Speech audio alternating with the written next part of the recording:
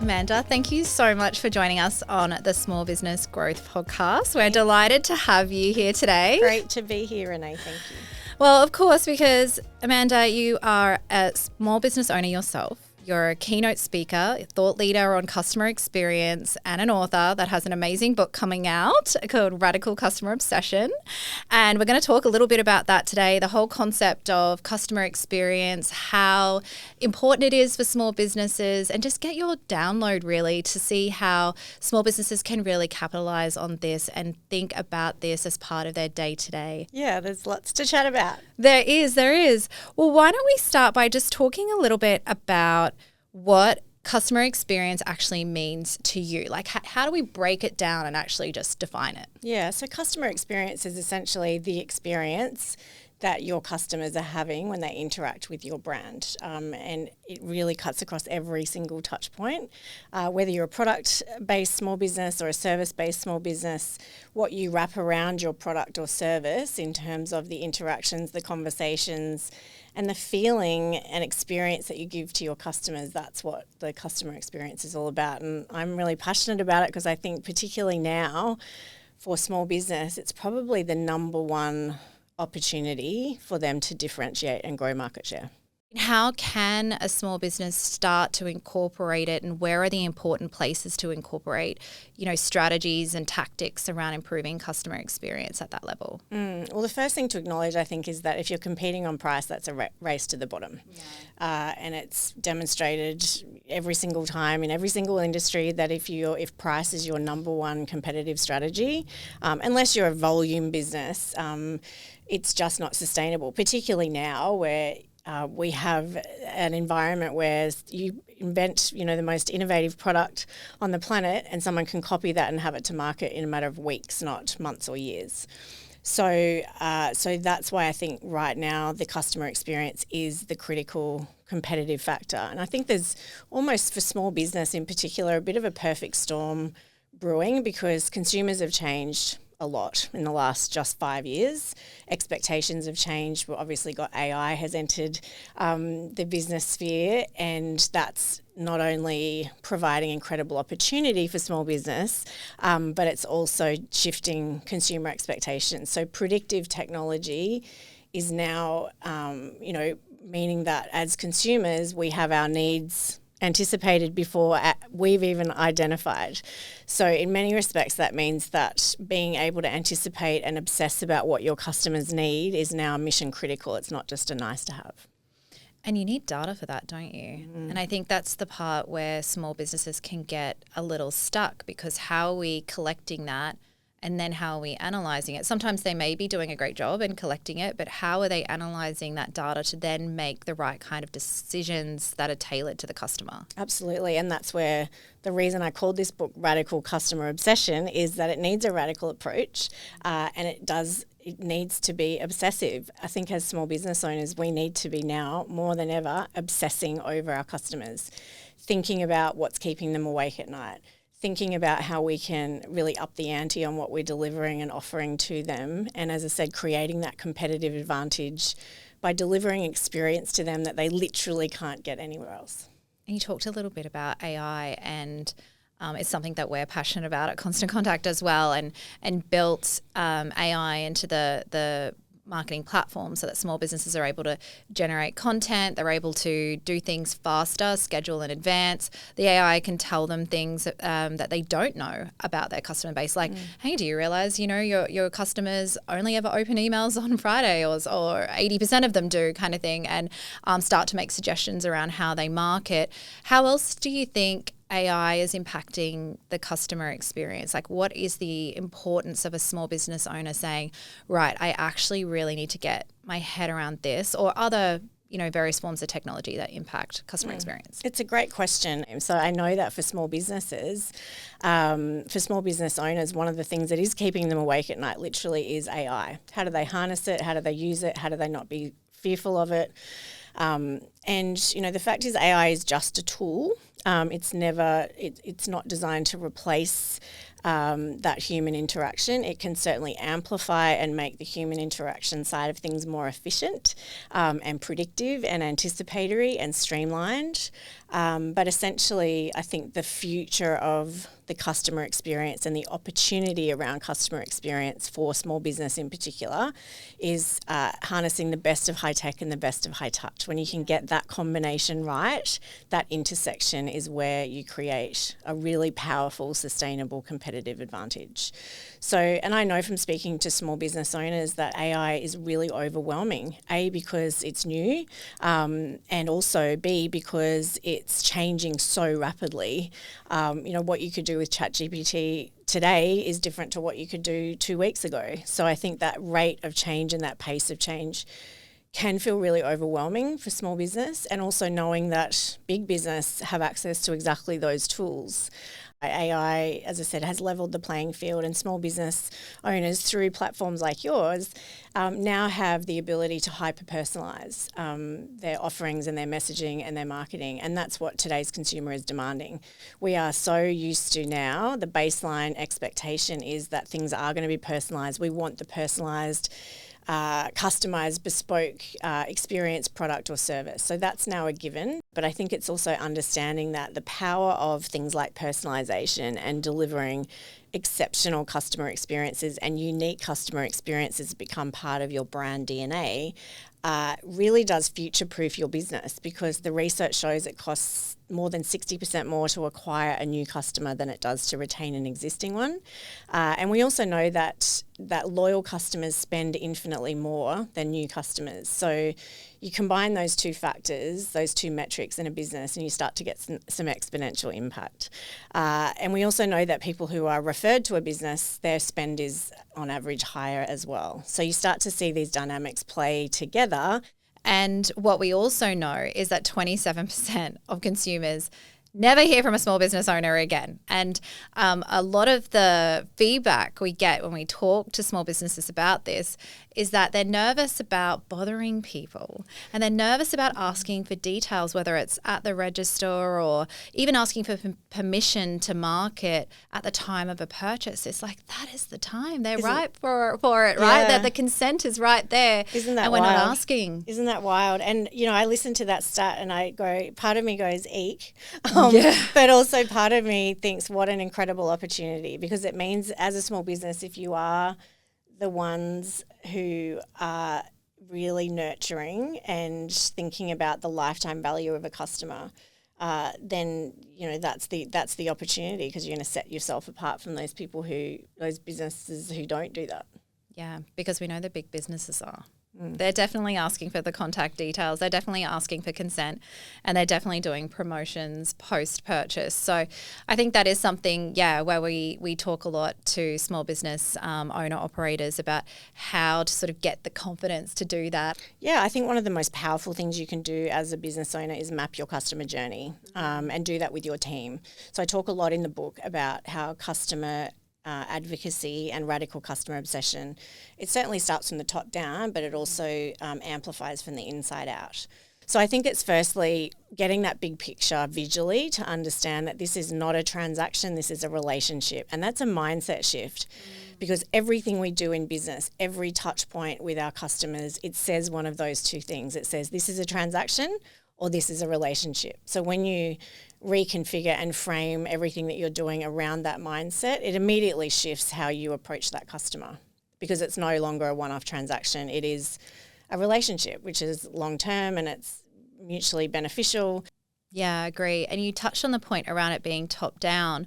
So it's important for, the owner-operators to be able to get their team on board with their vision for what the experience should be. How does someone like a small business owner start to define what their customer experience should be once they know, okay, here's our value, here's our unique proposition, but how do I really start to unpack and create sort of the right kind of support and training for my team so that they feel the same way as me. So especially if you've got casual staff, it's not their full-time job. They're not living and breathing your business like you are. They're certainly not as invested. They don't have skin in the game in your business like you do. So it's not the same. But how do you get them as engaged as you, but also, with every touch point with the customer, that it's very consistent with the brand that you're trying to position? Yeah, it's a great question. And I think this is where a lot of business owners kind of fall down a little bit on this whole strategy, is that they get the importance of the customer experience. They get,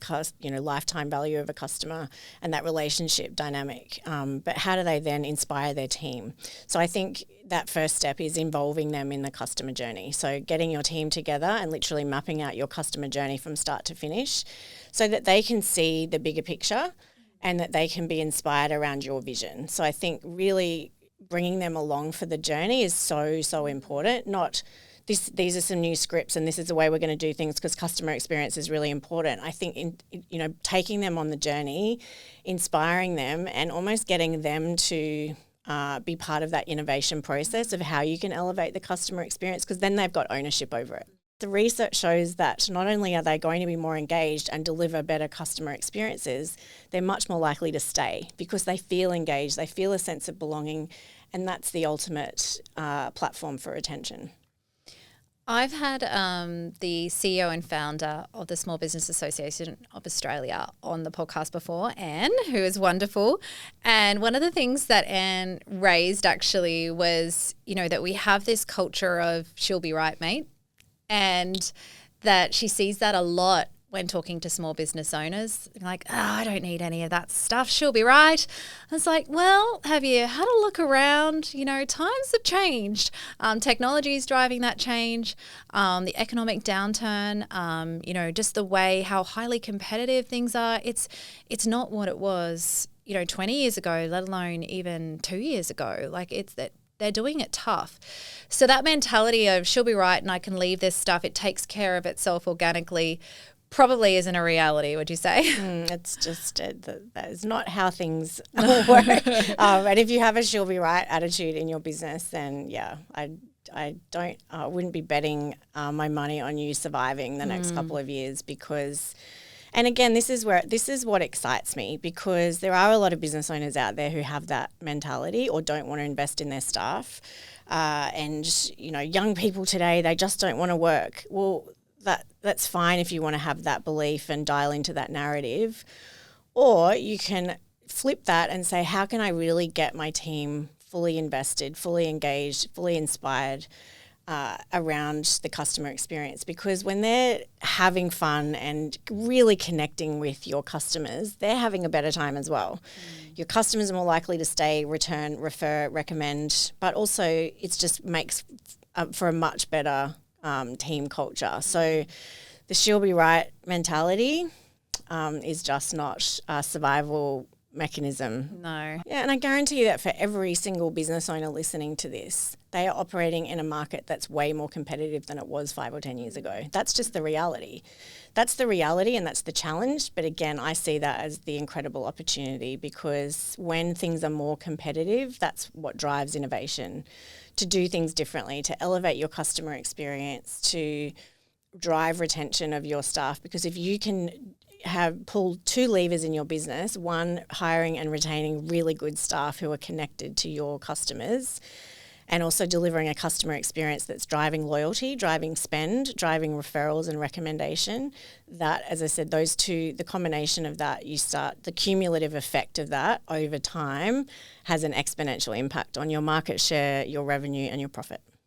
I guess the one key point is give people the avenue to share the feedback, though, because if you don't, where are they going to go, right? If they've had a bad experience, where are they off to next? Well, they're off to their Facebook groups, they're off to Google reviews, and that really is a killer. And they're off to your competitor. Yeah, there you go. Yeah, and I talk a lot in the book as well about brand trust and how I think this is a really timely opportunity for small business, because brand trust has completely been eroded, particularly with big business. If you look at the brand trust rankings in Australia, the most trusted brands in the country, few years ago, we had 2 supermarket brands, which will remain nameless, were in the top 5 most trusted brands. They're now in the bottom 5. They'd have to be, yeah.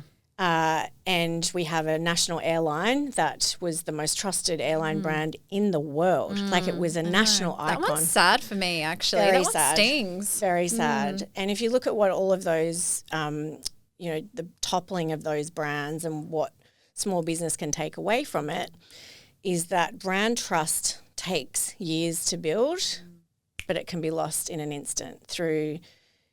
And if you look at the through line on those 3 brands, it is, and also, other unfortunate situations like Optus with their data breach, the through line on all of those is that they just didn't put their customers first. They prioritised, whether it's corporate greed, whether it's price gouging, whether it's collusion, all of the things that customers will tell you as to what they think about those brands, but they just didn't put their customers first. They put those things ahead of customer needs. And that's what radical customer obsession is all about, is literally putting your customer at the heart of everything that you do. And I've heard you talk about this before about, getting into the hearts and minds of your customers. What's the key takeaway a small business owner would say, okay, how can I get into the hearts and minds of my customers? I think it starts with curiosity. Yeah. So being insanely curious, as humans, we're only ever in one of 2 states. We're either interested or interesting. We can never be both. And I think whether it's a conversation that you're having with a customer, whether it's making decisions about your local marketing campaign, whether it's drafting an email to go out to your customers, it is either interesting, and it's not saying interesting isn't important. Of course, you need to be interesting as a brand, but be interested. Really think about what's keeping your customers awake at night. What's going on in their world, living in your customer's world a little bit more than you're living in your world, and I guarantee that will completely change the lens on how you deliver customer experiences. So that combination of curiosity and commonality. So being really curious about your customers, asking, again, not the stock standard questions. We've all been into a retail store where someone says, can I help you find something today? And the answer is always what? No, I'm fine, thank you. Yeah. So really just thinking about how to change that up. And a big one that, again, is so simple but just says that you're living in your customer's world, not in your world, is compliments. In retail businesses that I've had, and I've bought and sold a few, I've always made it a standard. It's not negotiable that every customer you have to find one thing to compliment every single customer on every single time. It's obviously got to be authentic and genuine, but the cumulative effect of a few hundred customers over a month or a week feeling a little bit better about themselves, what do you think that does to spend? Like, again, it's so simple. If I feel, particularly if I'm shopping in a retail environment, if I feel good about myself or I feel better about myself than when I walk through those doors, my propensity to spend goes up. It's that simple. It's not rocket science. I can tell immediately when I walk into a retail store if that team has been trained or not, because 2 things. One, they're either customer focused or they're not. And also customer experience is a team sport. It's as simple as make your customers feel good and watch what happens. And do you think there's an element of testing and learning as well? Always. Yeah. Yeah, always. And it's got to feel natural, and it's got to be, you can't over script this stuff too much. That's you can, and that's where training is so important, because you can give someone a manual with scripts of how to welcome a customer, how to deliver on something, how to say goodbye to a customer. They're scripts. But if you take that upper level and really empower those team members to understand why they're doing it, the delivery will be completely different. And it's also empowering them and showing them by leading them by example. And a couple of examples I talk about in the book was being prepared to pick up seaweed is the kind of analogy. So I was in the Philippines just in January. I have a team there, and we flew our team all into Boracay, and we're staying at the Movenpick in the north part of Boracay Beach. And beautiful hotel. Walked down, and I could, just before I went to step onto the sand, I could see that it had been raked perfectly, like it was just pristine. So I was sort of like, I didn't want to step on it. It's like when you've mopped a floor, and so I'm sort of tiptoeing down, and then I looked down, and there was a staff member on the beach and he was picking up something out of the sand, and I thought, oh, he's collecting shells. And as I got closer, I realised he was actually picking up minute bits of seaweed out of the sand. And I found out later that that person picking up that seaweed was quite a senior member of the team.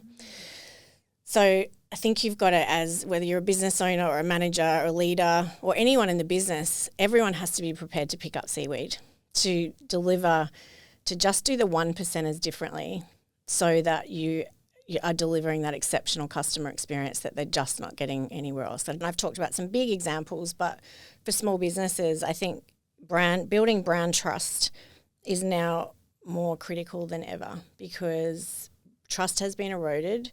And I think doing those things, those personalised touches that say you care. And I talk in the book about this ethos of omotenashi, which you and I have talked about. It's a Japanese philosophy of, it's actually the only language in the world that has a word to describe service culture.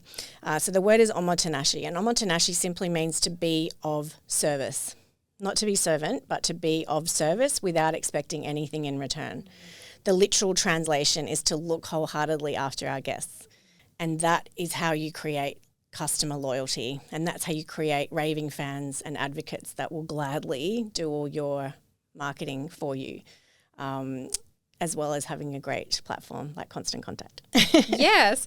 Well, I think that, from a cultural differences perspective is, something interesting for us to explore as well, because I think, our approach to customer service, customer experience is pretty different to other countries. I mean, I think Japan in particular just is absolutely like the leader in this. It's just ingrained in their people and their culture. I actually saw something this week where in the office car parks, Japanese people, the first to arrive, park the furthest away so that the people who are late have a shorter distance to go. And that's why I think for business owners who instill that mindset of just how important the customer experience it is and what a privilege it is to serve people, when you can have that mindset and inspire your team around that mindset, what a privilege it is for us to be in a position where we get to make people feel better about themselves. And really, you can't overemphasize the ripple effect of that. We don't know what's going on in people's lives. People are way grumpier than they were before COVID, let's be honest. And I think, again, I have a lot of business owners, and particularly in retail. I spoke at a retail conference actually, and they dedicated half the conference to personal safety because this is a major chain of service stations, and they average 19 assaults a day. That's the reality, right? That's the pointy end of the really bad side of, how people, how much pain there is out there, how cranky people are. The realities and the pressures of life and cost of living and interest rates and all that, that's really real. So yes, people are grumpy. There's two choices you have on that as a business owner. You can say, well, people are just grumpy and they're not very nice to my staff. Or you can say, that's the reality we're dealing with. How can we turn that around? There's obviously stuff going on in people's lives for a lot of them when they're grumpy and they take it out on my staff. How can I train and empower my staff to empathise with that person, to kind of take a step back and not only diffuse but really care and go, okay, there's obviously something going on that's nothing to do with me, rather than being combative and creating conflict. How can I take a step back and empathise and actually turn this around so that this person is feeling better about themselves when they leave? Do you do that so they spend more money and buy more stuff? No, you don't come at it with that intention. But I guarantee if you put that in as an ethos and a principle and a process in your business, it will have a boomerang effect. And it's important to think of it at the beginning, right? Like that not just waiting for someone to be unhappy, I think is the main thing. And I think sometimes that grumpiness comes from not being able to get the help that you need. So we're so time poor now. I just need to get in and get out. But wherever I look, there's no one there to help me, or someone looks a little bit annoyed that I asked for help. The experiences that I have that are memorable and really positive are the ones where someone has gone out of their way to help me, and that's got me out of the store or got the service done faster. And that could be even as simple as, you know, a car wash and the coffee's really good. The beans are great. Like, you just have a great coffee and the car gets done quickly and I'm in the comfort of aircon and then we're in and then we're out of there, then that's a great experience too. That may not even be necessarily about people contact. It's the speed of the service and, you know, maybe some of those additional sort of touch points or those add-ons that just made it even better. And it can have nothing to do with the service itself. Like, what does coffee and car washes have to do with each other? But it's about not being bored and the time going slower. So it may even be the same amount of time. It's just that the time went way faster. They have Wi-Fi. I can work at the same time. I mean, they're a dream, really, when it comes to a service that's usually quite boring and frustrating to go and do. Yeah, and what you've touched on there, I think, is a huge misconception around customer experience. I think there's this misconception that customer experience takes time and I'm cutting into efficiency, because I'm not saying efficiency isn't important. Of course it is. We're all time poor. We all want things now. We're in an on-demand convenience economy. We want it, you know, yesterday. I'm not saying convenience isn't important. I'm just saying that if you inject a really great experience into something that can take the same amount of time, often that experience will actually transcend your product or service. A great example is where I get my coffee each morning in Noosa. I go there because they're super friendly, it's a fun experience, and they remember my name and my order. So they're making it before I've even gotten to the counter. Is it the best coffee in Noosa? I honestly don't know. You've not gone anywhere else. Haven't gone not anywhere willing to else. risk it. And it's great coffee. There's potentially places that make coffee just as good, but the way that they deliver their service transcends the product. And I think as business owners, we can get so focused and so dialed in and so obsessed about our product and our service and how great it is. And I'm all for that. But it is often what we wrap around that product or service that our competitors can't compete with. And it's how we make our customers feel. You know, anyone listening to this is, as I said at the very beginning, in a much more competitive environment, I guarantee, than your industry was 5 or 10 years ago, maybe even last year. And there are hundreds, thousands, maybe tens of thousands of people and businesses and brands that can do exactly what you do. But no one can do it the way you do it. And no one can make your customers feel the way you're able to make them feel. So think about even having a signature way that you do things. And again, drawing on some Japanese kind of examples, Japanese tea ceremony, which is, you know, very much part of the Japanese culture. A Japanese tea ceremony takes about 20 minutes. And what they recently learnt was that the tea served at the end of the Japanese tea ceremony rated way higher on taste test research than the same tea from the same pot served into the same cup, served straight up. Isn't that amazing? Yeah. That's how clever the human brain is. That ceremony altered the perceived taste of the tea. And that should get people's spidey tinglies going about, you know, the opportunity and the exciting opportunity to create something special and unique that's not tangible, that's not the way something's made, but it's the way you make your customers feel. And, you know, Apple are really good at this, right? There's some very deliberate parts of the Apple experience that people may not even be conscious of. Like when you buy a new Apple phone, a new iPhone, when you take the lid off the box, it's got that, you know, how it kind of like sucks. Yeah. It takes a while because it's got that suction kind of feeling. That's very deliberate because they want there to be anticipation. They don't want you to just be able to take the lid off. There's nothing special about that. As that sensory. It's sensory. As that lid is coming off that box and that it slows it down, it builds the anticipation. It's a very deliberate part of the Apple experience. And that's, again, I think we can, as small business owners, learn a lot from those little touch points. There was a childcare centre that I had my youngest at, and they had a little parents' lounge as well, and it was just part of it. It really wasn't, any different. The daycare was lovely, but they went to that extra effort of if you wanted a coffee, you could get your coffee as you dropped your kid off. Excellent. It was good coffee, but you had a chat with the people who were making it. So there's that touch point as well with those ladies behind the counter. And they made these baked goods every morning as well when they first got in at 6. And the parents could just take one of those. So you're jumping in the car with a coffee and a fresh baked good, about to tackle your 45 minutes of traffic, but in a much happier mood on that drive because of just that little sort of touch point. I just think they've absolutely nailed it because it's not usually about us. It's a pretty crappy experience dropping your kid off at daycare, and they made it a smoother or a softer landing at least. Even if your kid's crying in the other room, you can sit there and get your coffee and walk away with your baked good.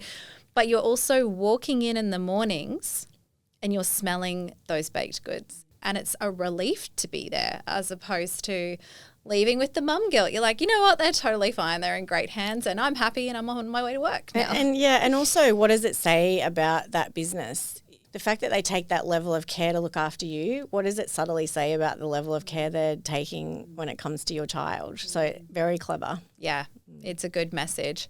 And so we've talked a little bit about the book, Radical Customer Obsession. Talk a little bit about how it differs from customer advocacy, which was the first book that you wrote, and now we're moving into radical customer obsession. So yeah, what are those differences, do you think? Yeah, good question. So I wrote Turning Customers into Advocates nearly 10 years ago now. I can't believe that. Time flies. And so radical customer obsession is quite different. It's still full of really practical takeaways. So there's lots of examples and case studies that are scalable and adaptable and customizable to where you're at and what your business is and in fact what your industry is. But what's changed since I wrote Turning Customers into Advocates is obviously AI. That along with other changes around, consumers have changed. They're changing demographically, they're changing socially. What is important to customers now is very different to what it was 10 years ago. So I sort of set the scene around what those changes mean and where the opportunities are. And I also lay out the case for radical customer obsession. It's not just a catchy title. I believe that now more than ever we do need to have a radical approach to customer experience. I think that customer experience and customer service, I think in many respects it used to be about the warm and fuzzies.